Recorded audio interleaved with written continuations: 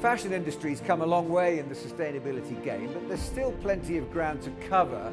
The H&M Foundation is a non-profit working to enable more inclusivity and sustainability within the sector. The two main programs, Planet Positive and Inclusive Societies, are, they say, their latest approach to transforming the way we make, buy and sell our clothes. But as the new global manager, Anna Gedder, told me here in Davos, it's also about changing the conversation. Anna, great to see you. Thanks for joining us. First of all, you have a background in sustainability, but now this is a chance to really pursue change within the fashion industry, isn't it? Yes, I mean, I've been working within the fashion industry with sustainability for the past 15 years, and it's been great to be part of that journey and see how that has developed. I think over the years we have seen that sustainability has become much more integrated into how you do your business. We've seen more insights and knowledge around the challenges and also the solutions that are needed, and much more collaboration around it. But of course, looking at the challenges in the industry today with carbon emissions and resource use, but also social challenges like inequalities, it's clear that a lot more work needs to be done, and that requires systemic change where all different actors have a role to play. So as far as the H&M Foundation is concerned, is philanthropy the most effective agent of change? Yes, I really think it is, and I think that being a non-profit and a foundation means that we have quite a unique role to play in how we use philanthropy. So to be a bit more concrete, for example, as a foundation, we can fund and test new ideas that might be a bit too risky or too early stage compared to what brands and suppliers could do, for example. So we have one initiative that's called the Global Change Award. So it's the industry's largest early stage innovation challenge. So every year we award 5 winners that are then able to take their idea on how to create a planet positive textile industry into life. So we both give them funds, but we also provide them with an accelerator program to get access to the industry, to networks and knowledge that they need to be able to scale their idea.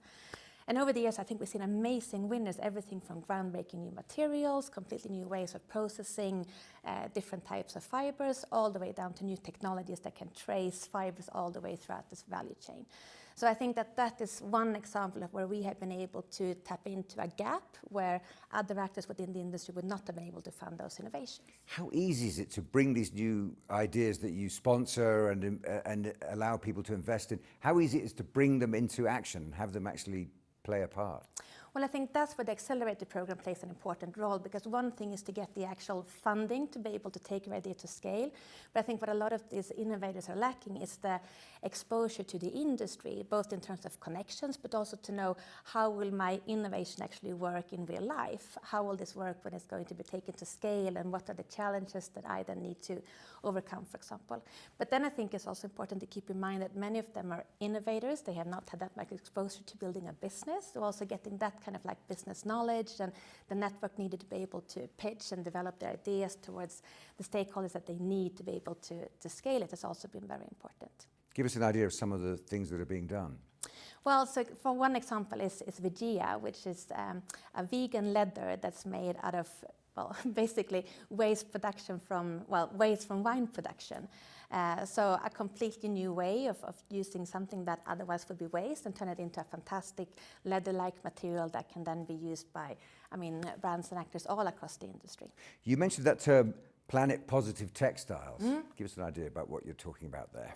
So planet positive is a bit of an academic term, but it really kind of refers to the desired state of the textile industry that we are looking at, and it's kind of the starting point for us as a foundation. And it basically builds on the notion that the textile industry should be something that benefits the shared resources of the planet. Ultimately, it should bring back more than what it takes out. And we are working with that both through the Global Change Award, but also by collaborating with research institutions to see how we can fund and develop and scale planet-positive solutions such as carbon capturing material or recycling technologies that can be taken to industry scale, for example. But what I think is most important with Planet Positive is not only does it give you a direction for like where you should prioritize and spend your resources, but I think it's very much also a mindset. Looking at the challenges that the industry faces today, if we look at that and how we want to solve that only by doing less harm or doing less bad, it's going to put quite a limit on the innovation that's needed.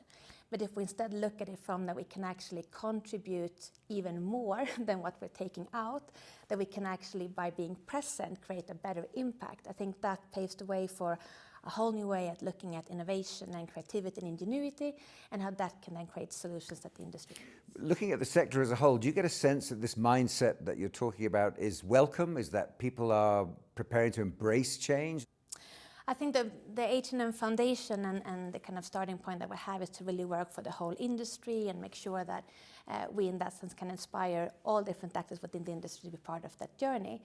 In general, I think there's a great will and commitment from the whole industry to go on this track, but I think it's very difficult for all the actors to know exactly what role can we play and what's the best way to contribute.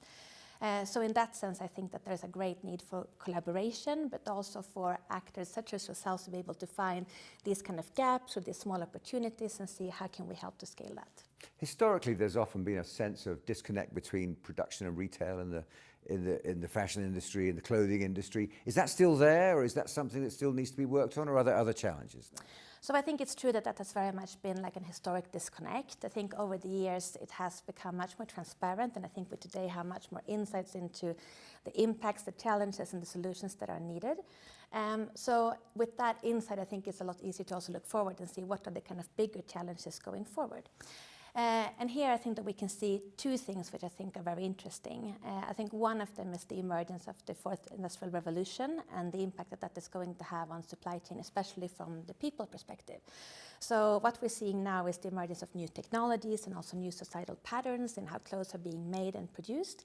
And of course, that has a big impact on the people today working in that part of the supply chain. So in Bangladesh, for example, one of our focus is to equip female garment workers for a future that's going to be much more based on automation and digitalization than what we have seen before. I think another thing that we're seeing as well is also a disconnect between the people and the planet perspective, where I see a great opportunity to start to bridge that. So for example, with the emergence of more circular supply chain, which is fantastic because that helps to address climate emissions or carbon emissions and resource use, for example, there's also a need to look at the people who are going to work in those supply chains. How do we make sure that they also have, good jobs and the ability to create livelihoods for themselves and their families as these supply chains are emerging? And here we have an initiative in India, which is targeting waste pickers. So waste is becoming an increasingly important part in the new circular supply chain. It's an input to produce new material and new products. And of course, the waste pickers plays a very important role in that. But they're often part of the informal economy. They have little or no rights that they can sort of exercise. So a big focus for us in the work we've done in India has been to look at how can we help them to lift themselves out of poverty and become a much more recognized part of this new supply chain. And here we have worked together with a wide range of different local experts and NGOs to see what is it the waste pickers need to be able to lift themselves out of poverty, and how can these different actors address that in a way that makes the sum become greater than the parts, so to say. And that's what we call a collective impact program, which is really about putting the challenge or the need at the center and then find the different actors that can help to address that and make them come. We usually call it the fashion industry. I mean, actually it's the clothing industry, but clothing is just something that keeps you warm. Fashion has more aspirational. It has all sorts of other connotations. People buy clothes for all sorts of reasons, not just to stay warm. And that's about trends, and that's about people comparing themselves to other people, and that's about communication. I mean, it's important that we frame the message in the right way.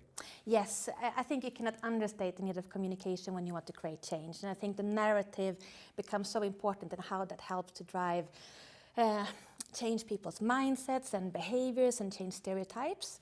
I think if you're only fed with that, you have a broken system and that things are not working, then you just tend to think that nothing is possible. But we know that there are a lot of different solutions out there. So one of the things that we as a foundation is working a lot with is that kind of like inspiring storytelling. How can we help to contribute by painting what the picture going forward can look like, but also what are the kind of challenges and needs that need to be addressed.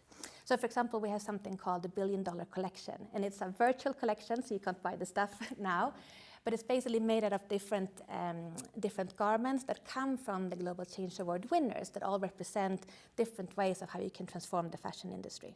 So it helps to paint a picture of what can it actually look like in the beginning, but it also has a price tag on it, why it's called the $1 billion collection, because it shows what would it actually cost and take to scale these innovations to create a large-scale impact by 2030. So I think that this is one example of how we've been able to use communication to both paint a picture of what the future can look like, but also show what are the gaps and the needs that need to be addressed by different actors to make this, what is today a very theoretical future, come to life. If there was one kind of big culture change you'd like to see in the industry, what would that be? Some big shift now, with all the work that's been done and all the sense of things retreating away from how they used to be and looking and exploring at a different way forward in the future. Is there some big change that you could identify you'd like to see in the fashion industry? Well, I would really like to see the emergence of how both the people and the planet perspective can come together already from the start. I think looking at the challenges for the industry, it is clear that we need to build like a new type of system, new type of supply chains, and new types of way that we produce and wear clothes and so on going forward. And I think we have an opportunity to do that right from the start, but that requires to think not only about what we can do from a planetary side, what we can do from a people side, but really how can that be combined already from the beginning, so that whatever transformation we're doing really takes both the people and the planet perspective into account. Anna, thanks very much. Good to talk to you. Thank you so much.